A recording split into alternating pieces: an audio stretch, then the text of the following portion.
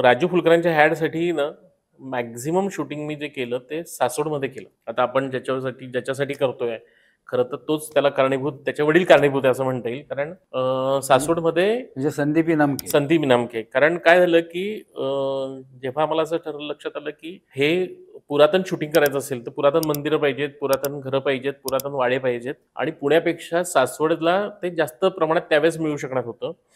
म्हणून आम्ही सासवडला रेकी करायला गेलो.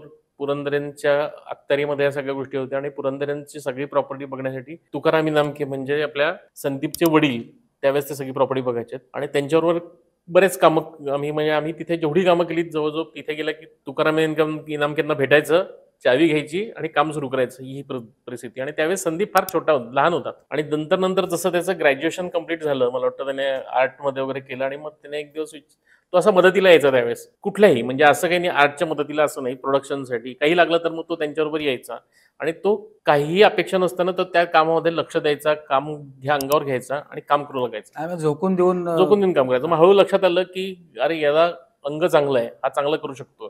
त्यात आमच्याकडे एक आर्ट डिरेक्टर होता, त्याने त्याचं अंग ओळखलं आणि त्याने त्याला बऱ्यापैकी तिथे पुढे वाव दिला आणि नंतर हळूहळू आता आमच्याबरोबर तो काम करायला लागला आर्ट डिरेक्टर म्हणून. आता त्याला साहेब म्हणावा अशी परिस्थिती निर्माण झालेली आहे. आता तो चांगली प्रोड्युसर गोष्ट पण आहे. होईल चांगली गोष्ट लवकर. आहे.